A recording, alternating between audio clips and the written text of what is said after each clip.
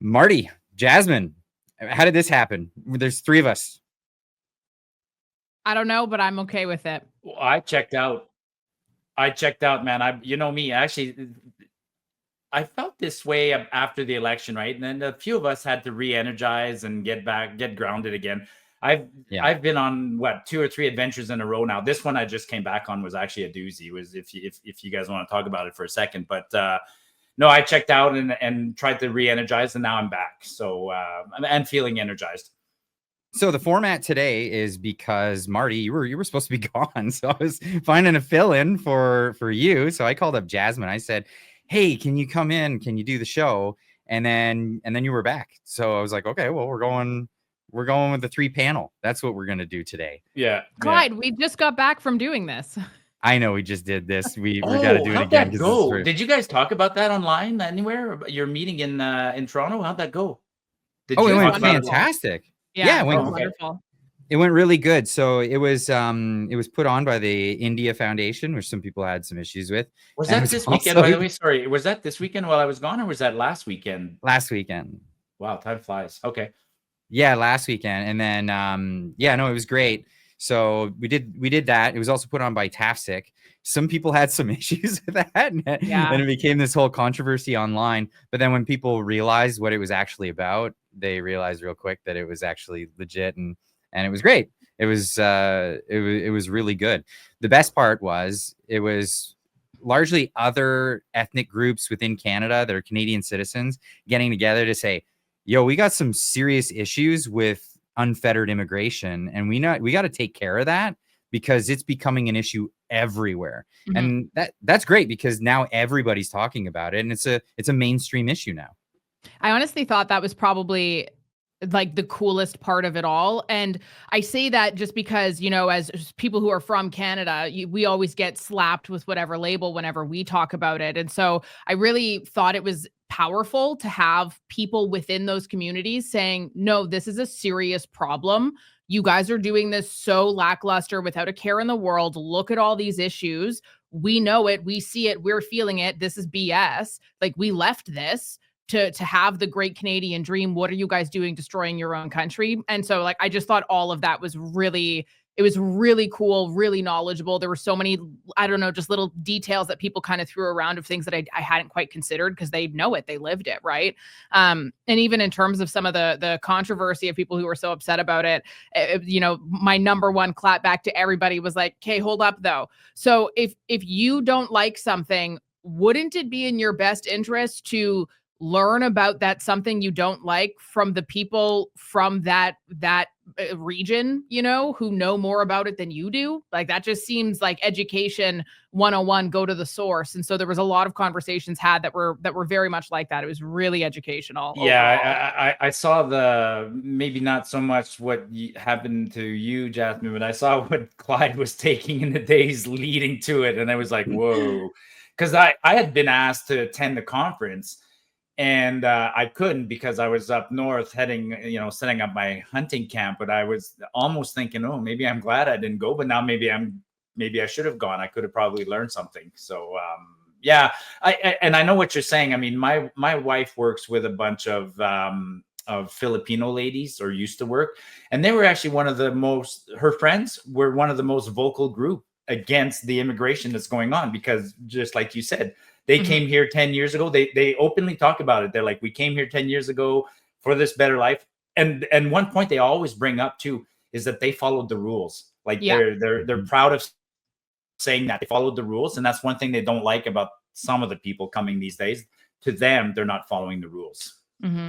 Man, I gotta just add this point to it, and then we can move on from this. But it's one of the things that I think it made me probably that was like the beginning of me starting to get very vocal amongst my friend group and family, at least when it came to politics, was when Justin Trudeau, we had the Syrian refugees come to Canada. And I remember him at the airport watching this live on the news.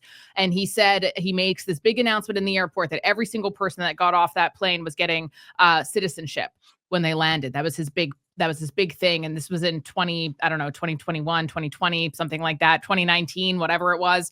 And I remember at the time I had friends of mine who were from India, whose families have been here longer than I've been alive. And I remember them being like, wow, that is such a slap in the face. Like I know people, like people that go to my church or whatever, like that have been trying to get their citizenship, but they can't afford it or whatever it may be. It's been so difficult for them, and they gave up everything and they chose to come here. It's not like they just got put on a plane and sent wherever was willing to take you. Like they wanted to be here, and they don't even have their citizenship yet, some of them. And you're just going to give it to all of these people? Like, what a slap in the face to everybody who followed the rules. It's a hard topic to get off of. I know we want to get off this topic, but I'll add to that. I remember the other insult that Trudeau added at that time. Remember his comment? He made a weird comment where he said people who chose to come to Canada were more Canadian because they chose Canada, whereas I was just born here. So for me, it's just a coincidence, whereas they chose to be here. And therefore, what did he say? He felt better for them or luckier for them or whatever. He felt like they were lucky because they got to experience what that was like. It was something to that effect. Yeah, I know exactly what you're talking about. Yeah, that guy had some weird sense of right and wrong, but anyway. Well, here's an interesting thing that just popped up this week, and this was an article that came out from the Indian Express. I don't feel fulfilled. Indian origin man is already ready to give up his Canadian citizenship, ready to move back to India. And so I posted this saying, who knew the best way to slow down immigration was to make Canada worse than the places that people are coming from? Because it's really what's happening in Canada. We're diminishing our society. We're lowering standards. In fact, to the point in which, because a big part of this was the scam of bringing people in, was to go to these colleges. Now that they've changed some of the policies around that, these colleges are going broke. We heard about Conestoga earlier this last month, but now new members reveal that 10,000 plus Ontario college layoffs, 600 programs are canceled or suspended over the past year. This is all happening because that all wouldn't exist at all anyway if it wasn't for this big scam on immigration that was happening. The people, again, they're skirting the rules. They're coming on these temporary visas with no intent of staying here temporarily. Just like what Milton Friedman always said, there's nothing more permanent than a temporary government program. Yeah, that's an oxymoron. But just going back to the Indians that are leaving, there were similar stories about, I mean, it's pretty bad when you leave Canada to go back to India, I think. But there's also there's a large Ukrainian population that was welcomed into Edmonton. They're leaving to go back to Ukraine, and they're blunt about it. They're like, "You guys are boring. The food here sucks. Everything's expensive." I'm like, "But we have houses." But everything sucks, and they're going back home. So yeah, I have a very, very good friend of mine from Argentina who's he's very happy to be here for sure. Like Canada was his chosen land. It took him he's been here for years, and he just got his citizenship not long ago. It's beautiful, but he has said so many things about the personalities of Canadians. He's like, everybody here is so mean and private. Like you guys, like everything just pretty much exactly what you said. He's like, everybody just sucks. Like if you ever want to make plans with somebody, like you can't just go out and hang out with somebody. You have to book them in advance. Like he's like, this is just stupid. Like why do Canadians work like this? Like where I come from, it's like you just show up at your friend's house and you go hang out, or you just meet up at the bar and all your friends are already there. Like that's just life. Yeah. Whereas in Canada, you guys are so busy booking yourselves, trying to feel important. Oh, you're so important. I have to book an appointment with you to go for dinner. Are you kidding me? He goes off about it. It's hilarious. So I'm not surprised that there's a bit of culture shock. Yeah. Did you see the viral video today of Nick Ternasky from Montreal, NHL player, got pissed off on? It's along the theme of the nice Canadian. So a nice Canadian and a newer Canadian. And the nice hockey player decided enough is enough and shut the other guy down. You didn't see that video yet? You talking about the golf course one where the guy gets... Yeah. Oh, yeah. I can't show that because YouTube will punish you immediately. But some people commented on that. That's another symptom of the nice Canadians. Some nice Canadians are starting not to be nice anymore. They're fed up. I think you're talking about two different things though. Like, so that's being fed up and saying, okay, I'm going to grab you by the shirt and say bam as I'm bamming you in the face, which is what happened, which was really funny. But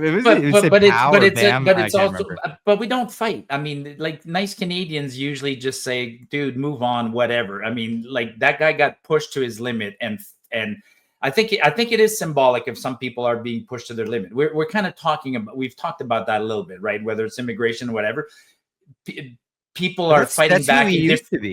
Yeah, people are fighting back in different ways. Like Jasmin said, just talking about it. I mean, I've heard people say that. I've heard literally people that I never would have, who would have been afraid to use the word to. Let me rephrase. Remember, some people in this country are afraid to even be against immigration. Me and Clyde have talked about this many times. Like, if I say immigration is too high and people go, oh, you're racist, I'm like, oh my Lord, here we go. But now I'm beyond that point. You can, like, I'm just stating a fact and I'm willing to do it. More and more people are willing to do it now. I'm noticing. The problem though is sometimes if you call out real racists, you get lumped into the category of people that are just, willy-nilly calling people racist. Because that was where all that controversy came from for me. When I called out people who were actually calling for a white only Canada, I called them inbreds. And I was like, I have no problem saying that. And if people get upset, well, I mean, that's a big. If people get upset, go look at the statistics out of like Pakistan. Yeah, but like, I self-report and tell people that you want a white only ethnic state. Like, I can't agree with that. Most of our friends in our circle would have to get kicked out of the country, so I can't get on board with that. But yeah, you're right. I almost wonder if some of the issues arising, and we're seeing this so much more. And I don't know if that is a result of, everybody having a cell phone out and it's just something we didn't pay attention to as much before, or it got buried or whatever. Or if it is actually just this insane uprising. I would argue the latter. But like, you have certainly seen a lot more people being a lot more visceral with each other and their reactions. And I almost wonder if, as Marty had said there, it's people who are just actually pushed fully to their limit. And if there's also a little bit in there too of really not feeling like you have any freaking control in your life anymore. And so you're just snapping and breaking and you just want to have control. And oftentimes, especially, in certain situations, that is with anger, that is with insults. Well, look at what happened in Ottawa while I was gone. I heard this story. I don't know the details, but there was a citizen's arrest in Ottawa. That's unheard of in this country, right? So some guy was doing, some guy happened to be at Pet Value. Somebody came in and I don't know, slipped a note to the cashier saying hand over the money kind of thing. And she panicked.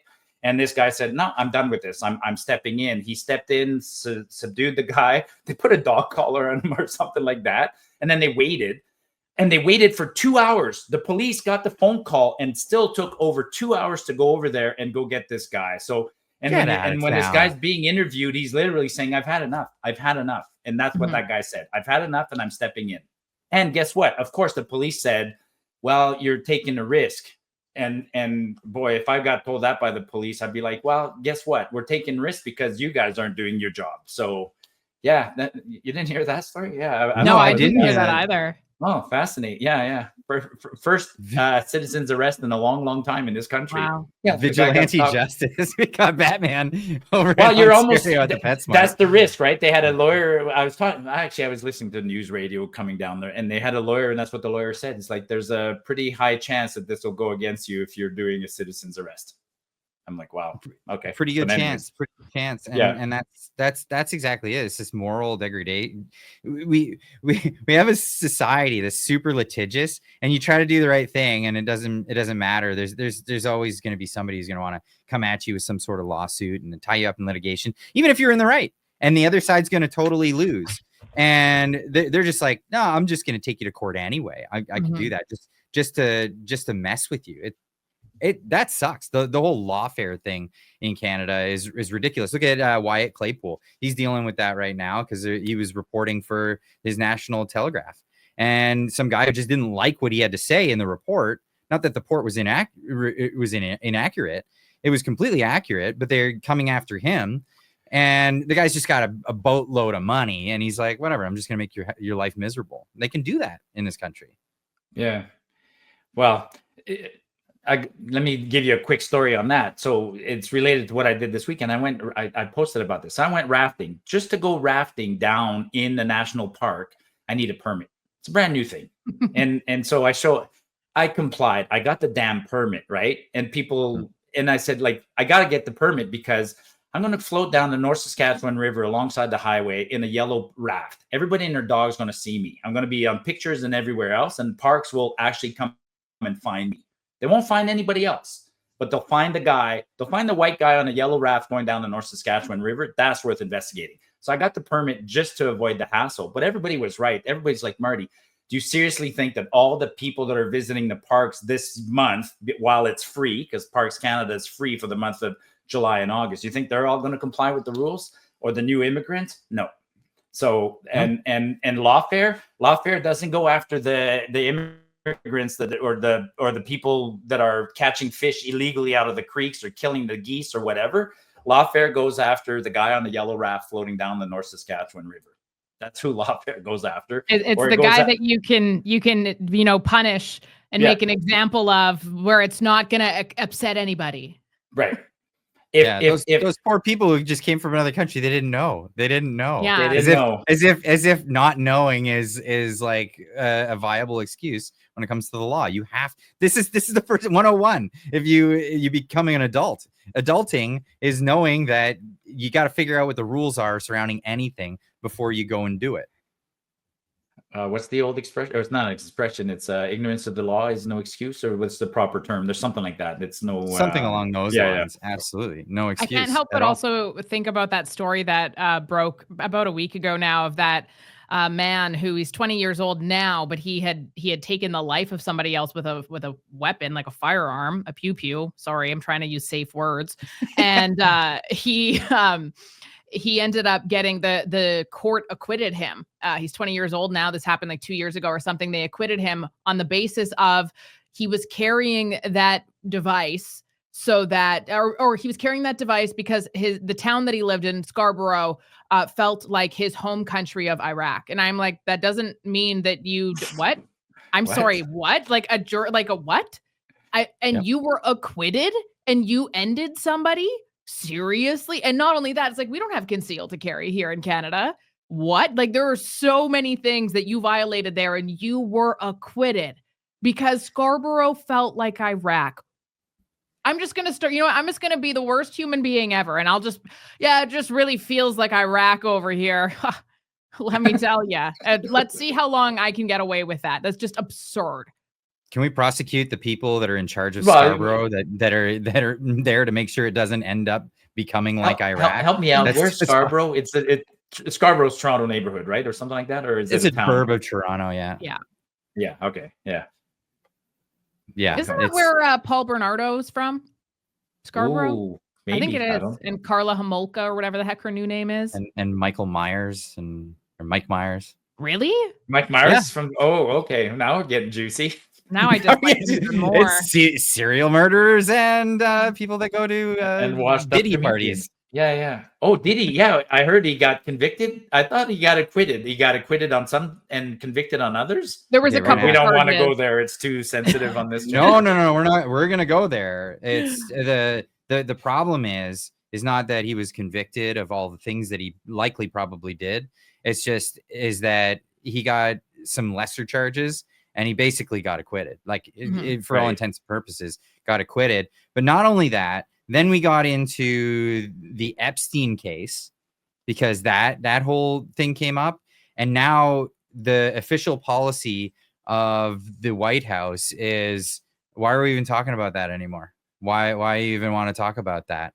I'm not kidding. This was the White House press secretary, Carolyn Leavitt, incidentally, on one day where she decided not to wear a cross around her neck. A lot of people are speculating on that. But here's what she had to say to the questions that came up. The DOJ and FBI have now concluded there was no Jeffrey Epstein client list. What do you tell MAGA supporters who say they want anyone involved in Jeffrey Epstein's alleged crimes to be held accountable? This administration wants anyone who has ever committed a crime to be held accountable. And I would argue this administration has done more to lock up bad guys than certainly the previous administration. And the Trump administration is committed to truth into transparency. That's why the Attorney General and the FBI Director pledged at the president's direction to do an exhaustive review of all of the files related to Jeffrey Epstein's crimes and his death. And they put out a memo in conclusion of that review. There was material they did not release because, frankly, it was incredibly graphic and it contained child pornography, which is not something that's appropriate for public consumption. But they committed to an exhaustive investigation. That's what they did, and they provided the results of that. That's transparency. Follow up on that, Sure. Caroline. Okay, so the FBI looks at the circumstances surrounding the death of Jeffrey Epstein. According to the report, this systematic review revealed no incriminating client list. So what happened to the Epstein client list that the Attorney General said she had on her desk? Well, I think if you go back and look at what the Attorney General said in that interview, which was on your network on Fox I've News. got the quote. Go ahead. John Roberts said, DOJ may be releasing the list of Jeffrey Epstein's clients. Will that really happen? And she said, it's sitting on my desk right now to review.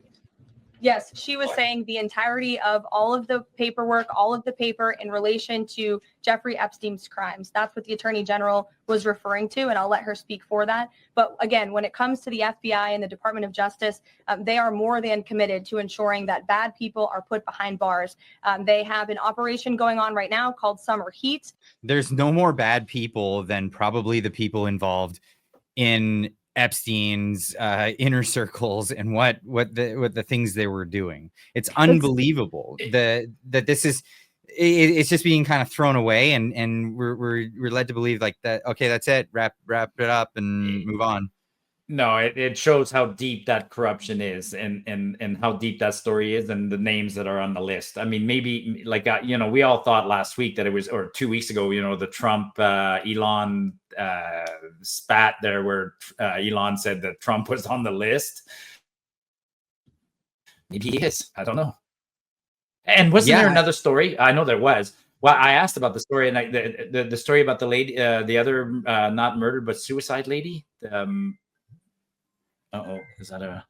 Sorry. Yeah, I don't know. Well, let's get to the next clip in the meantime. So this is Trump being asked the same thing at a press conference the very next day. Jeffrey Epstein, it left some lingering mysteries. One of the biggest ones is whether he ever worked for a American or foreign intelligence agency. The former labor secretary, who was Miami U.S. Attorney Alex Kosticki, allegedly said that he did work for an intelligence agency. So could you resolve whether or not he did? And also, could you say why there was a minute missing from the jailhouse tape on the day of the Yeah, sure. If Could I just interrupt for 1 second? Are you still talking about Jeffrey Epstein? This guy's been talked about for years. You're asking, we have Texas, we have this, we have all of the things. And are people still talking about this guy, this creep? That is unbelievable. Do you want to waste the time, and do you feel like answering? I don't mind answering. I mean, I can't believe you're asking a question on Epstein at a time like this, where we're having some of the greatest success and also tragedy with what happened in Texas. It just seems like a desecration, but you go ahead. Sure. So she goes on to say, yeah, nothing to see here, basically. I didn't actually promise that there was a client list. I've given you all I've got. But the thing is, like, this is one of the biggest disappointments in Donald Trump that everybody's had. There's some people still like, the QAnon trust the plan guys, but most everybody else is like, no. With all due respect, Mr. President, we want to know what that is. This is a big deal. Yes, we are talking about it still, because this reflects the top echelon of what's going on in society. If people are getting away with this kind of stuff, how is it that we think we can look and go after other people in other areas if that's still being allowed?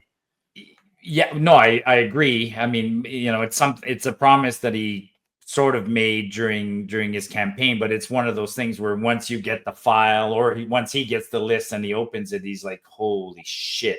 Like transparency goes only so far at some point. I mean, that clip, to me, he honestly, having seen that for the first time, he totally looked like he was deflecting there. Sure, it's a tragedy, but I mean, it's perfect. They didn't create the tragedy in Texas. I have no doubt about that. But he managed to dodge the question today by saying, really, you want to talk about this? But I don't think he's going to dodge that question forever. That question is going to keep coming back. That question's not going away. Especially too, like the media across all spectrums, left, right, center, everybody, that was so pushed out. It was such a big story. There were so many little teases and whatnot. And it seems really odd to me. Like there's been a lot of people who have been saying, oh, well, it's because Trump's on the list. If that was the case, do you not think that they would have used that against him prior to him winning? Let's just use a little bit of thinking there. That doesn't make any sense. So, I do think that there's probably a lot of egregious things there. I mean, even Caroline Leavitt, which, by the way, just as a quick little side note, I am just so unbelievably impressed with her. Not in that moment particularly, but just in general, like she's so quick to things. And I was going to ask you, can we just stay on that for a second? Do you think, like, is she unscripted and she's literally like remembering everything, or because she seems like she is? Because like I never see her look down at anything. She just seems like she is on it always. It's insane. But she's had some impressive predecessors, right? I mean, some Trump's previous press secretaries were pretty good. You should apply for the job. How old are you? She's about your age, isn't she? I need to bleach my hair, maybe, and I'm in. I am in. But yeah, just as a whole with that one, like I understand. I think that there's a balance there of saying, like, are you kidding me? You're seriously talking about Jeffrey Epstein when we had all this other crazy stuff happening today? And I'm like, yeah, that's valid. However, that doesn't take away of how valid it is to be questioning that. That's incredibly important right now. So to have that, for lack of better words, very millennial sounding here, gaslighting that's very odd to me.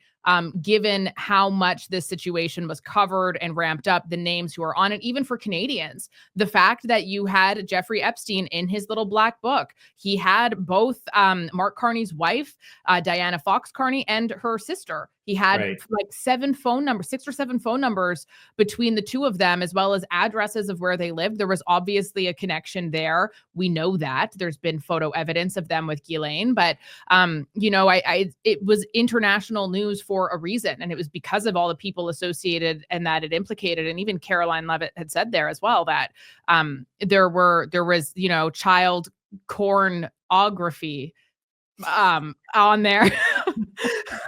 Well, so here's the thing. There is that stuff, but you're telling me out of thousands and thousands and thousands of tapes, there's no perpetrators in those tapes. Exactly. These are the IDs that people. Exactly. And that's the thing. They got to go through it. They got to get it. I mean, the guy who did Subway, for example, the Jared guy, when they busted him, they found a whole crew of people. They found a whole slew of people from all around the country that were collaborating with the guy to do the stuff that he was doing. Why can't they find anything with this one guy? And then the other question is, well, then do we just get rid of the charges against Ghislaine Maxwell? Because how is she involved in human trafficking if she had no clients? That's the big question. Who did she human traffic to? That the crime doesn't exist if you don't have a clientele. This is the reality of it.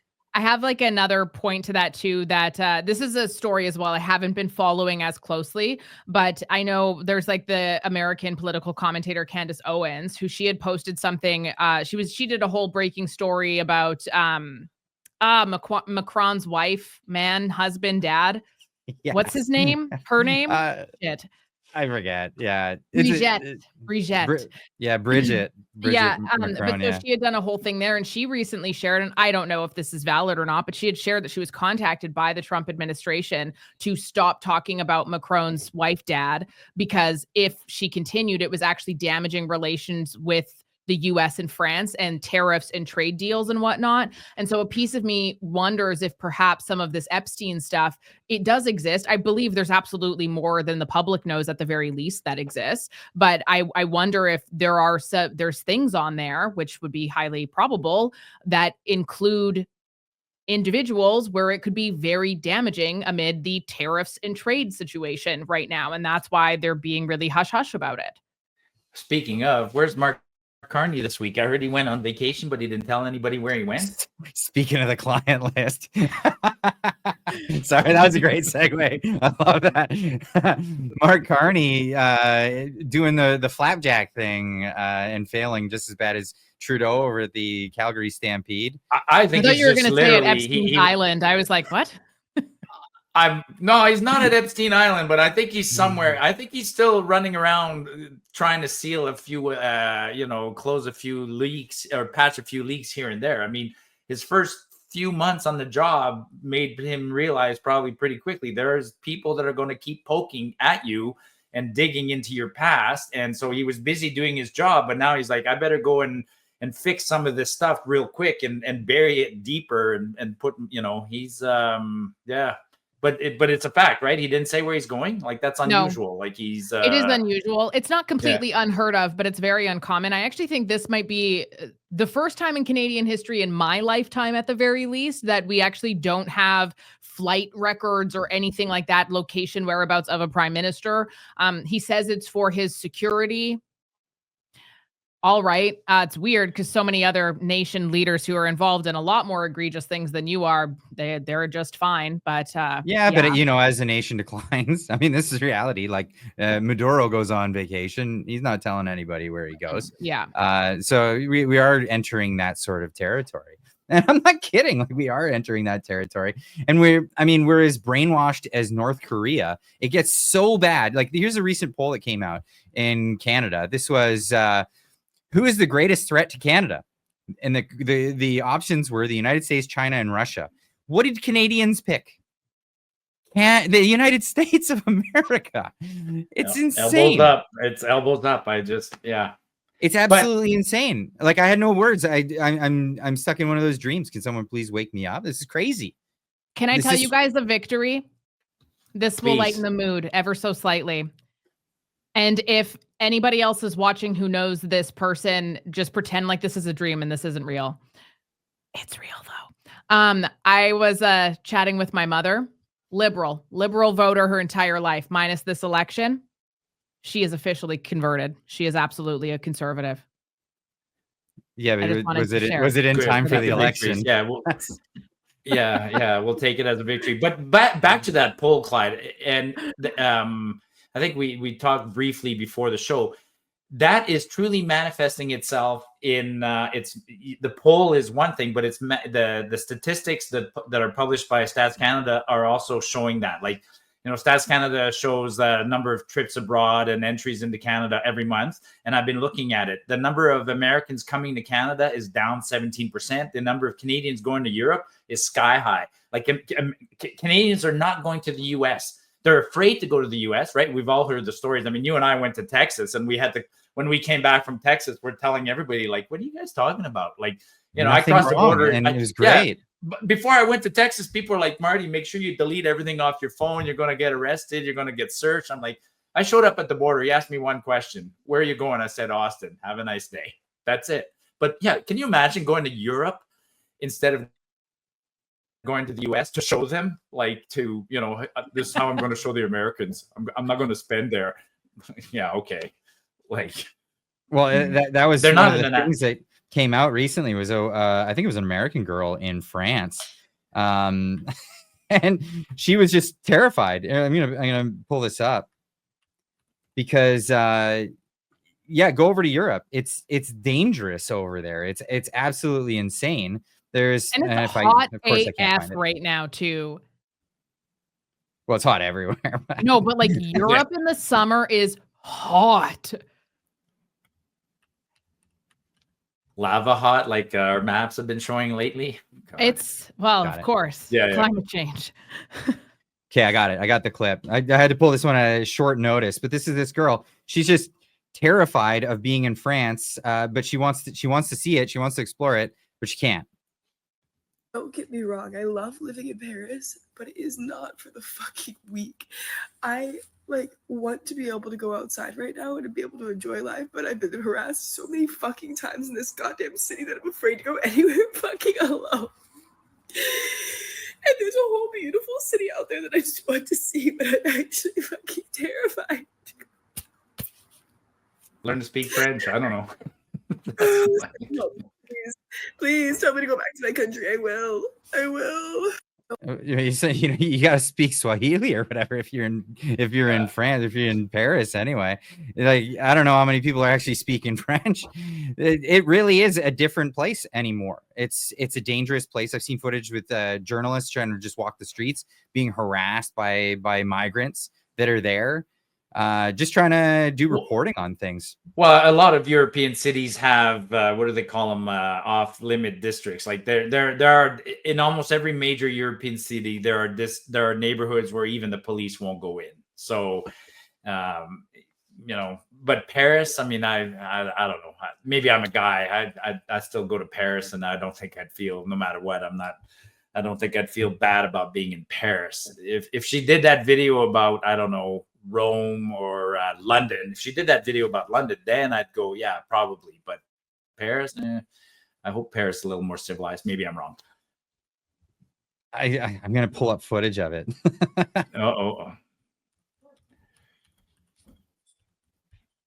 I have to, because Marty, you're not seeing just how bad it is in Paris these days.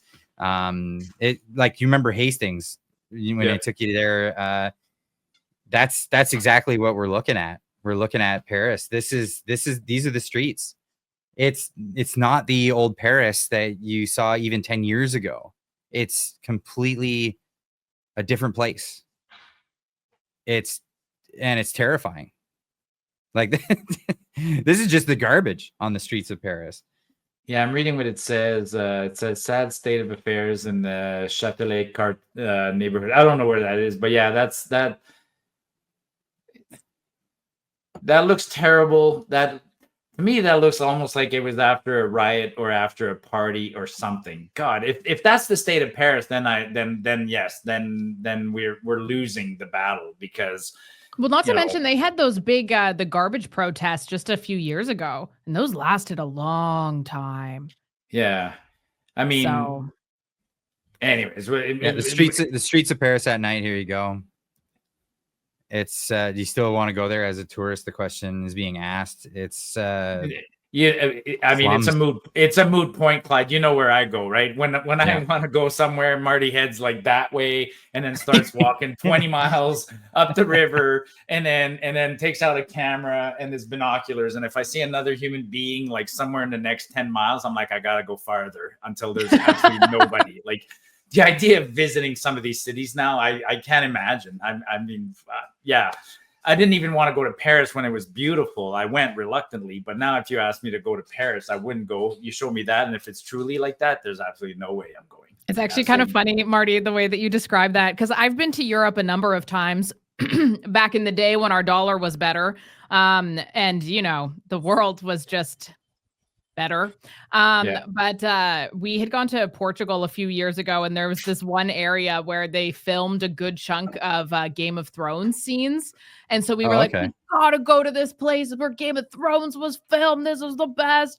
And I remember we got there and it took us forever to find parking, and we finally park, and we, like, I'm not even kidding you, we walked up the street after paying for parking, not even around the block, and there was just so many freaking people. And this was like a 2-hour drive for us, by the way, to go to this spot. And we like looked at each other, we were like, we'll look at it on Google. It's not worth it. We're getting back in the car and we're getting out of here. This is too much. Yeah.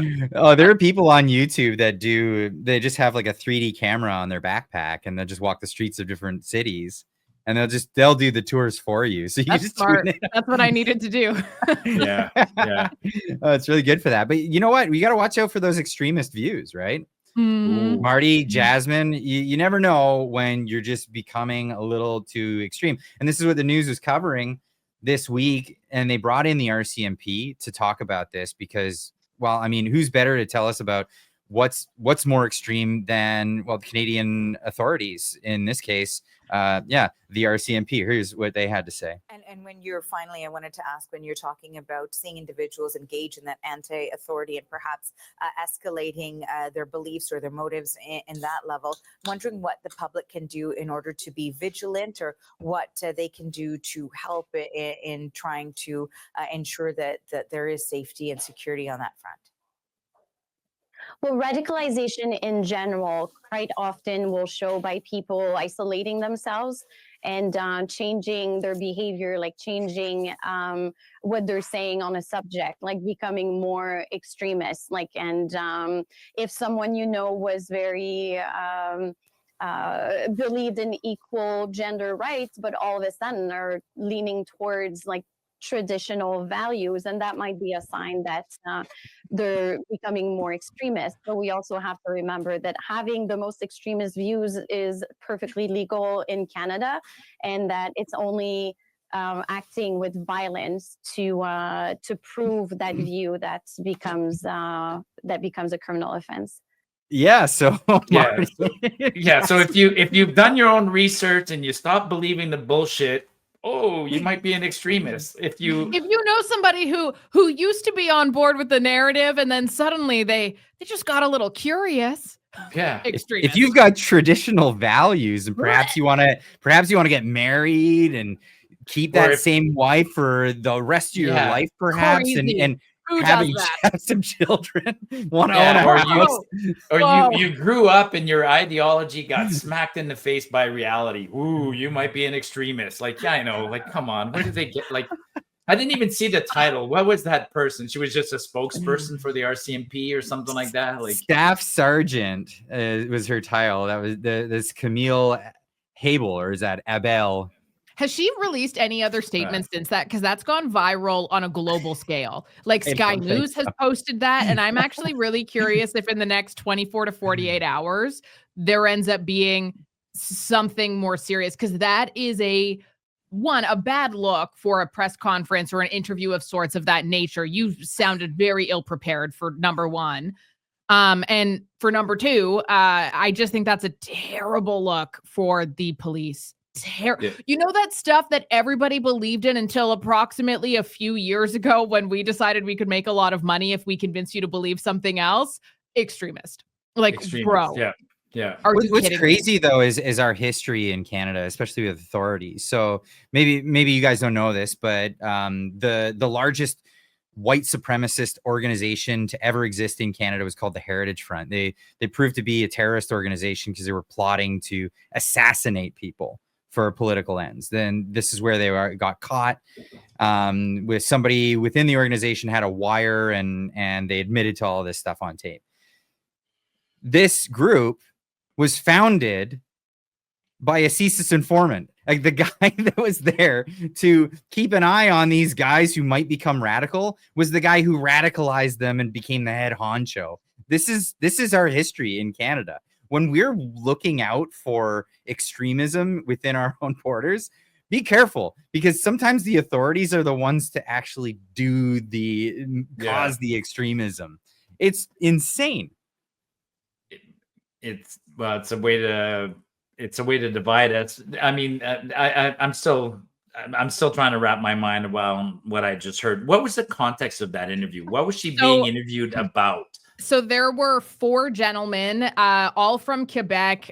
Early 20s was the age of most of them. 3 of them were charged with essentially it was very vaguely written, which to me makes me think it's kind of funky. But essentially 3 out of the 4, and some, all, or maybe just one of them were members of the military as well. They didn't release any more information. They were an extremist group that they were plotting to take over land in Quebec. Got it. So Quebec's the newest version of the Coots 4 or something. I mean, to me, like it's not the same like situation. A Whitmer case than anything sure else. It's something, but it's 4 guys get arrested and they're all radicals and they're all in their 20s and they're all radicals but they're white. I'm guessing. Yeah, they're white from Quebec and they're radical. They've been radicalized and they're bad guys. I get it. Yeah, that's okay.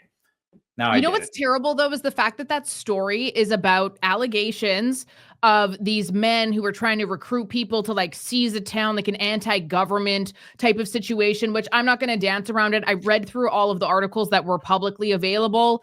didn't pass the sniff test for me. I will stay tuned to see if there's more information on it. But the fact that then when you would be asking, a reporter asks you, somebody who's supposed to be like an expert on this case in particular, on all the details of it that the public doesn't know, and they say, what are some things that, you know, people can do to kind of like, what are some of the warning signs if somebody's being radicalized? And that the police sergeant, if that was what her position was, gives the example of, if somebody believed in gender equality and now believes in traditional values. Yeah, watch out. They must be procuring firearms and plotting against the government. But of all the things that happened, though, like look at that case that happened outside of Toronto with those two individuals. You literally have the Canadian government who are not even vetting people in this country. There are very serious threats that what could be the sign of an extremist? Oh, I don't know. Perhaps if you one day decide that you're going to be marching pro-Palestine on the streets and chanting death to Canada, maybe that's a good example of it. But no, we don't go there. No. If you want to get married and have a family, Yeah, and I was willing to give that lady the benefit of the doubt. Now I'm not. You know, I was going to go with the benefit of the, like you said earlier, still pushing the narrative or whatever.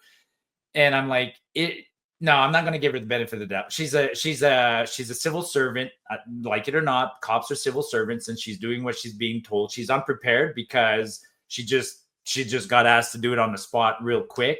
Does she believe everything she's saying? Probably not, but she's still saying it. And that's the other part that upsets me about these people. And I'll use the term these people.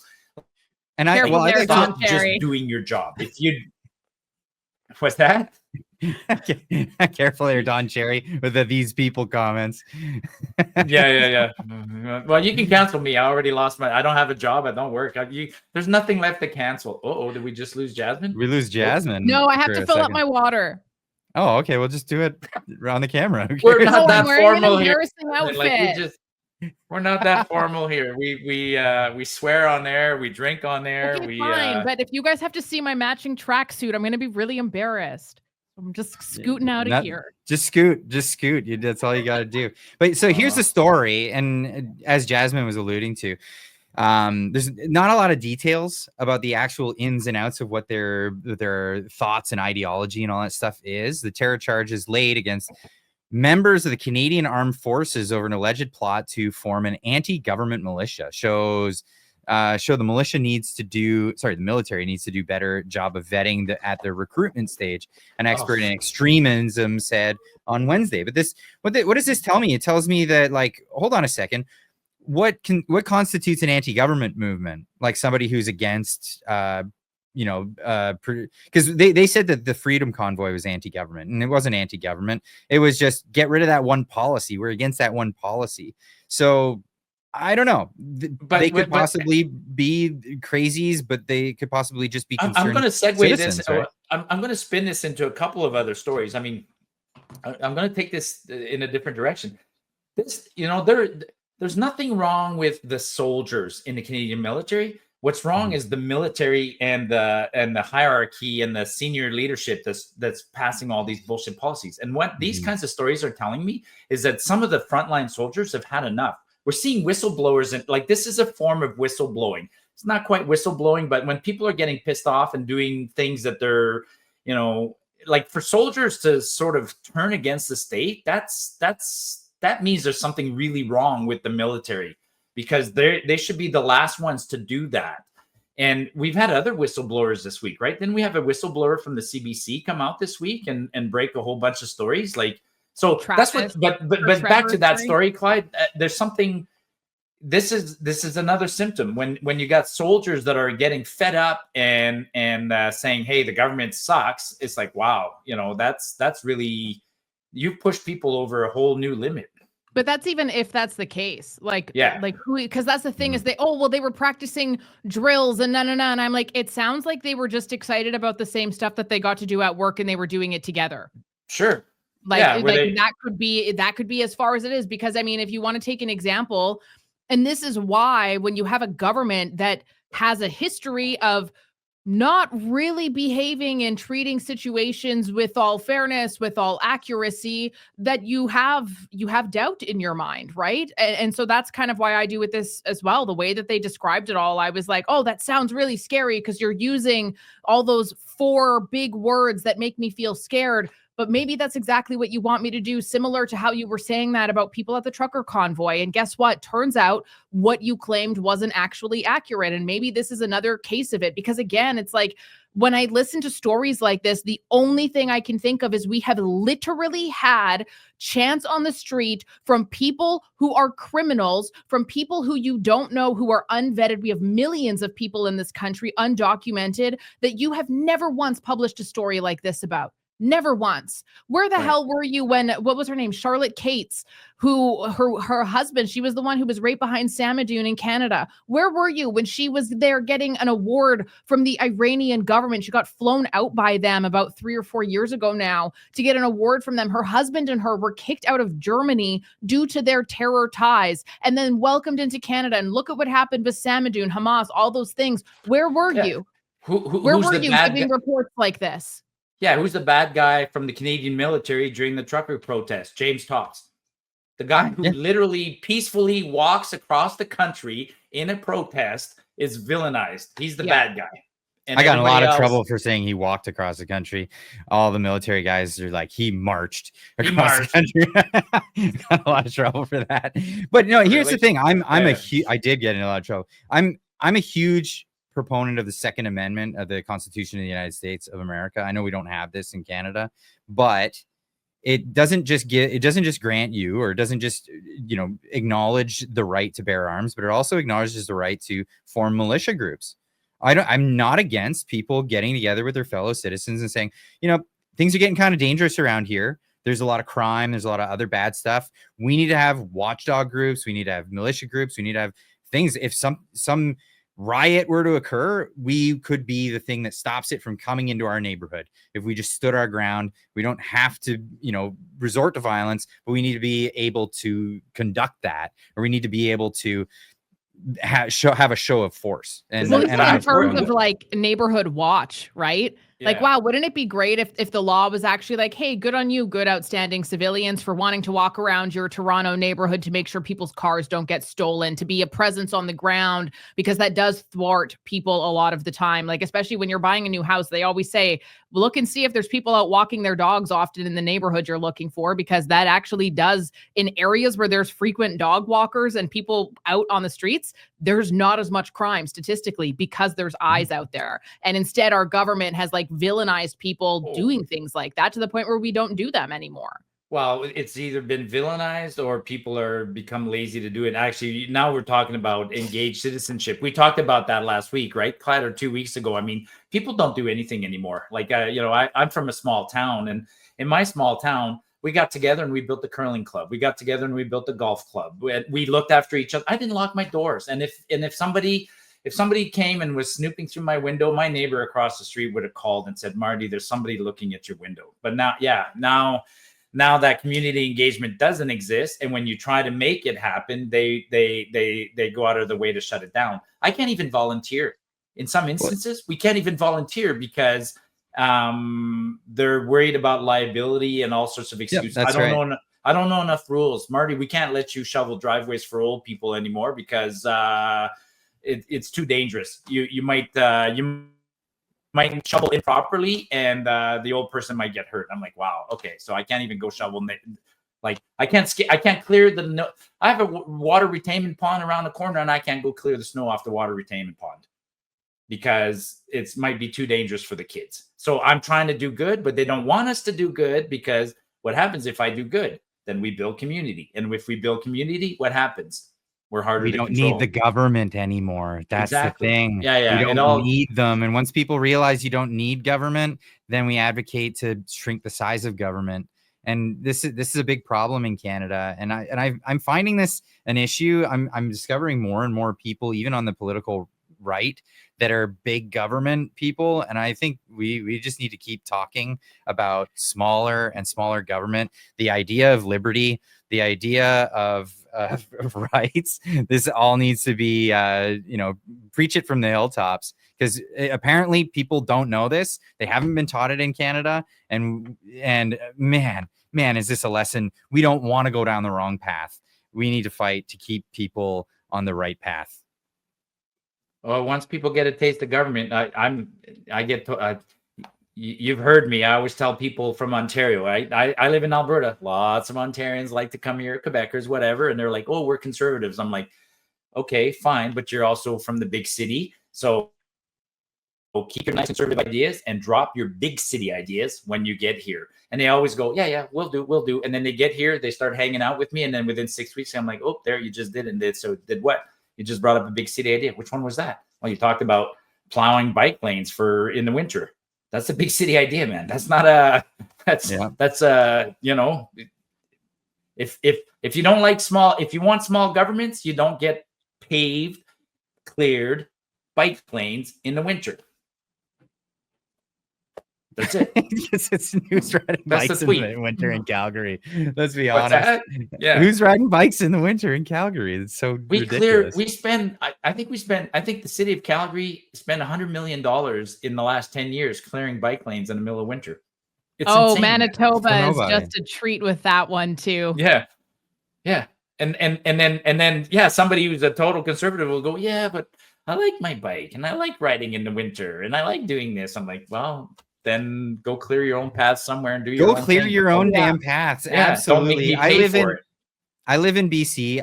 I used to ride my bike in the winter to work, and it was a what pain. What is winter like for you there, even where you are? Not even close to what you guys deal with. Not even close. But but it's you bad live in enough. Winterpeg, don't you? Like, I mean, that's brutal. I don't even Get this. It was bad enough that I would see nobody else on the road. It's only when the weather turns nice that everybody, even in BC, is on the road with their bikes. Nobody's out there, even in our winter. So forget it. Like, what are you thinking? That's just unbelievable to me. Anyway, we gotta wrap this one up. For the people that are watching this after the fact, as the video on demand. We do this live. We do this live every Wednesday night. So tune in while it's live, and then you get to hang out for the second part of the live stream, which is the Q&A. So we're going to be taking questions from the audience. But if you're watching this after, you're going to miss out on that whole part. Unless you are a member of the channel, then you can go back and you can watch the video of the live stream in its entirety. But I guarantee you, it's not the same if you're not live with us at the time. So as we're heading out of here, Jasmin, where can people find you? You can find me pretty much anywhere on the internet if you just search Jasmin Laine. There's no E at the end of Jasmin. My mom didn't want it to sound like Jasmine, or she wanted to punish me. I don't know, one or the other, because I can never find my name spelled properly. It was wrong on my yearbook even. That's awesome. But yeah, if you just search Jasmin Laine, I have my own podcast on YouTube, Rumble, Spotify, Apple Podcasts, as well as Instagram, TikTok, X, all of the above. Marty. Marty up north on Twitter mostly. You guys all know me, but Jasmin, I didn't. Okay, I think I probably spelled your name with an E. Is there? This is going to show how ignorant I am. Is it a spice that's called jasmine? A flower, maybe. There's it's a flower, and yeah. And does the flower have an E or no E on the end? Oh, it sure has an E. Yeah, I don't know what my mother was thinking. So no E is unique. Okay, all right, cool. All right.